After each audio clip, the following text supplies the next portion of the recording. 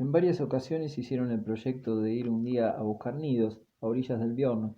Verás cómo subo a los árboles, decía Miet orgullosa cuando estaba en Chaumont, llegaba hasta las copas de los nogales del tío Andrés. ¿Has cogido alguna vez nidos de urraca? Eso sí que es difícil. Y se entablaba una discusión sobre la manera de trepar a los álamos. Miet daba su opinión de un modo tajante, como un muchacho, pero Silverio le había bajado ya al suelo, agarrándola por las rodillas, y caminaban uno al lado del otro, cogidos de la cintura, y al discutir sobre el modo de cómo se deben poner los pies y las manos en el nacimiento de las ramas, estrechaban más su abrazo, sintiendo que un calor desconocido les quemaba, produciéndoles extraño goce. Jamás les había procurado el pozo semejante placer. Seguían siendo niños, sus juegos y sus conversaciones eran de chiquillos y gustaban los goces de los enamorados sin saber siquiera hablar de amor, solo tocándose la punta de los dedos, buscaban la tibieza de sus manos, acometidos de una necesidad instintiva, ignorando a dónde se dirigían sus sentidos y su corazón. En aquella hora de feliz ingenuidad se ocultaban hasta la singular emoción que mutuamente se producían al menor contacto, sonrientes, asombrados a veces de la suave delicia que recorría su cuerpo en cuanto se tocaban, se abandonaban en secreto a la dulzura de sus nuevas sensaciones sin dejar de hablar como dos colegiales de los nidos de urraca que tan difíciles son de alcanzar. Y se paseaban en el silencio del sendero entre la pila de tablones y el muro de Jes Mefren. Jamás pasaban del extremo de aquel estrecho callejón sin salida, volviendo sobre sus pasos cada vez. Estaban en su casa. Muchas veces Miet, contenta de sentirse tan bien escondida, se detenía y se felicitaba por su descubrimiento. Qué buena ocurrencia tuve, decía extasiada. Podríamos andar una legua sin encontrar tan buen escondite. La hierba espesa ahogaba el ruido de sus pasos.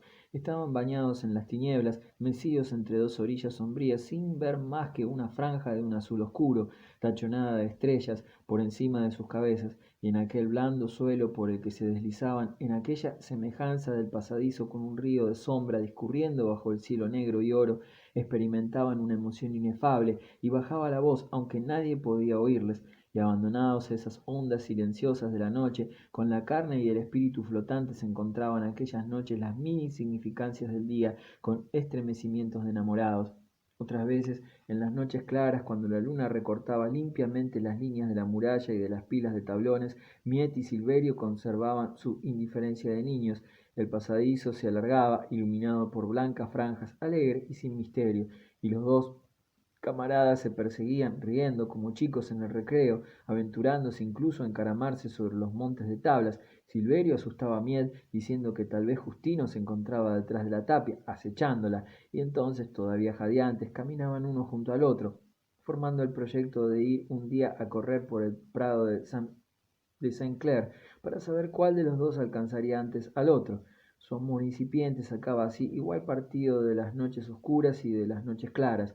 Su corazón estaba siempre en acecho y bastaba un poco de sombra para que su abrazo fuese más dulce y su risa más suavemente voluptuosa.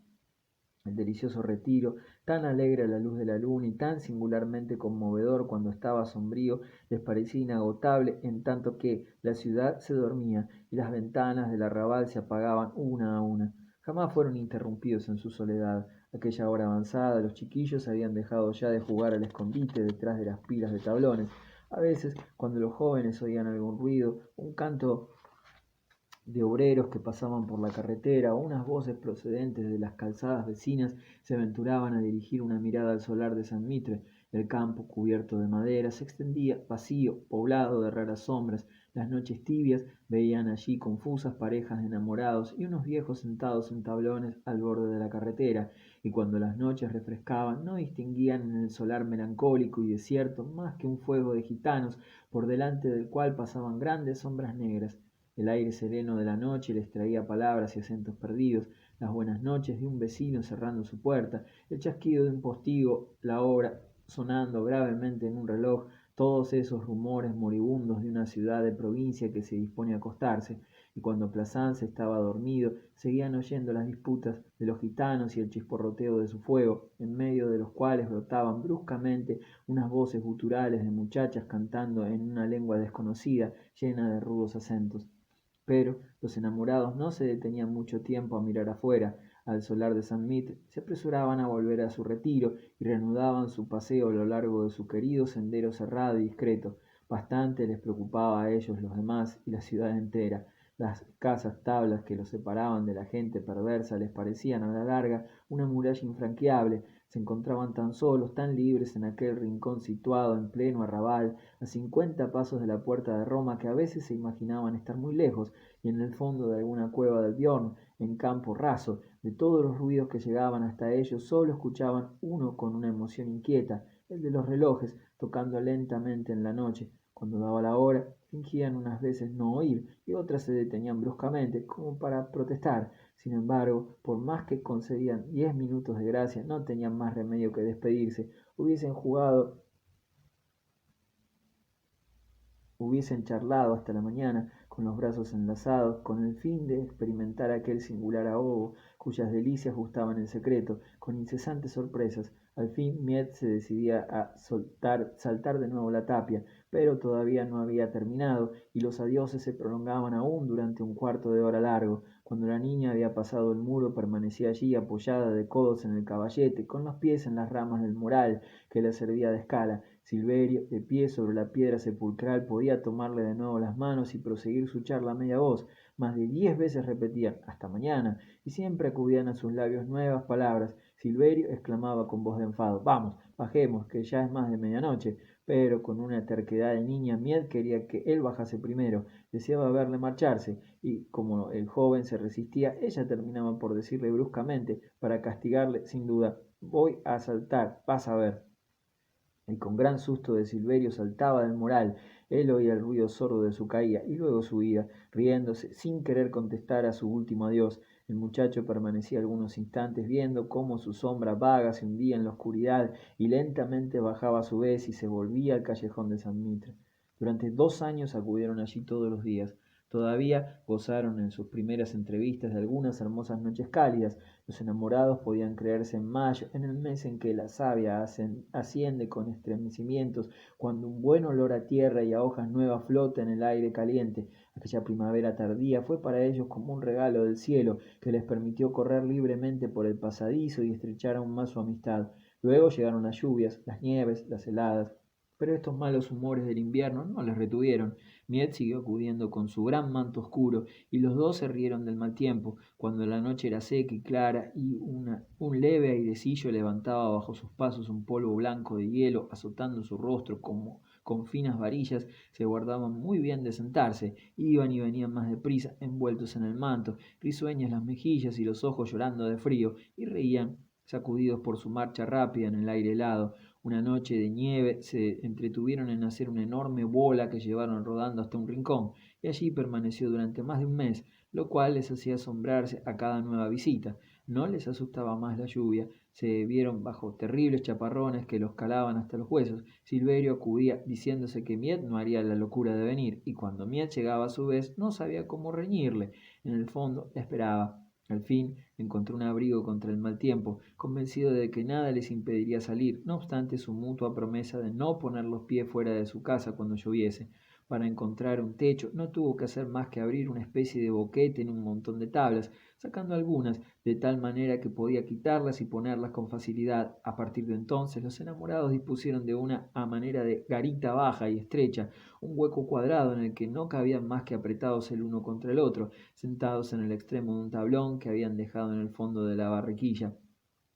Cuando el agua caía, el primero que llegaba se refugiaba allí, y cuando estaban ya reunidos, escuchaban con un goce infinito el chaparrón que golpeaba el montón de tablas con sordos redobles de tambor. Delante de ellos, en torno a ellos, en la negrura, la tinta de la noche, había un insistente chorrear que ellos no veían, y cuyo ruido incesante recordaba el sordo rumor de una muchedumbre. Sin embargo, estaban bien solos, en los confines del mundo, en el fondo de las aguas. Jamás se sentían tan dichosos, tan separados de los demás como en medio de aquel diluvio, en aquel montón de maderos amenazados a cada instante con ser arrastrados por las torrentes del cielo. Sus rodillas dobladas llegaban casi al ras de la abertura, y ellos se metían lo más posible, con las mejillas y las manos bañadas en un fino polvillo de lluvia. A sus pies las gruesas gotas desprendidas de los tablones caían chapoteando a intervalos regulares. Ellos tenían calor bajo el manto oscuro, en el que estaban tan apretados que Miel se encontraba casi sentada en las rodillas de Silverio. charlaban y después callaban, invadidos por una languidez, como amodorrados bajo la tibieza de su abrazo y el monótono redoblar de la lluvia. Durante horas y horas permanecían allí, con ese gusto por la lluvia que hace caminar con paso grave a las niñas cuando llueve, con un paraguas abierto en la mano. Acabaron por preferir las noches de lluvia. Únicamente su separación se hacía entonces más penosa. Miet tenía que saltar la tapia bajo la lluvia que la azotaba y atravesar los charcos del Chestnut Fen completamente oscuras. En cuanto se desprendía de sus brazos, Silverio la perdía en las tinieblas, entre el clamor del agua. Escuchaba en vano, ensordecido y cegado, pero la inquietud en que dejaba a ambos esta brusca separación era un encanto más. Hasta el día siguiente se preguntaban si no les habría sucedido nada. En un tiempo tan infame como aquel, tal vez se habían escurrido o podían haberse extraviado temores que ocupaban tiránicamente al uno y al otro y que volvían más tierna su entrevista siguiente. Al fin volvieron los días hermosos y abril trajo consigo noches cálidas, en tanto que la hierba del verde pasadizo crecía a su antojo. En aquel torrente de vida que caía del cielo y ascendía del suelo, en medio de la embriaguez producida por la nueva estación, los enamorados añoraban a veces su soledad del invierno, las noches de lluvia, las noches heladas, durante las cuales estaban tan perdidos, tan lejos de todos los ruidos humanos. Ahora el día no caía lo bastante deprisa. Ellos maldecían los largos crepúsculos y cuando la noche era ya lo bastante oscura para que Miet pudiese trepar al muro sin peligro de ser vista, cuando habían logrado al fin llegar a su querido sendero, no encontraban ya en él el aislamiento que placía a su naturaleza, huraña de niños enamorados. El solar de San Mitre se poblaba y los chiquillos del arrabal permanecían en él, persiguiéndose sobre las vigas y gritando hasta las 11, y aún algunas veces sucedió que uno de ellos fue a esconderse detrás de las pilas de tablones, dirigiendo a Miet y a Silverio la risa descarada de un pillastre de 10 años, el temor de ser sorprendidos al despertar con sus ruidos de la vida que bullía en torno suyo, a medida que la estación se hacía más calurosa, hicieron que sus entrevistas fuesen más inquietas. Ya comenzaban a ahogarse en el estrecho pasadizo que jamás se había agitado con tan ardiente estremecimiento. Jamás el suelo, aquel suelo de mantillo donde dormían las últimas osamentas del viejo cementerio, había dejado escapar un aliento tan perturbador, y todavía había en ellos demasiada infancia para que buscasen el encanto voluptuoso de aquel rincón perdido, enfebrecido por completo por la primavera. Las hierbas les llegaban a las rodillas, caminaban con dificultad y cuando aplastaban los nuevos brotes, ciertas plantas exhalaban unos olores acres que les mareaban. Entonces, acometidos por un extraño decaecimiento, agitados y vacilantes, con los pies como enredados en las hierbas, se recostaban en la tapia, entrecerrados los ojos, sin poder caminar más. Les parecía que toda la languidez del cielo se les metía adentro. Mal avenida su petulancia de colegiales con aquellos súbitos desalientos acabaron por acusar a su retiro de carecer de aire y por decidirse a ir a pasear su cariño más lejos, en pleno campo.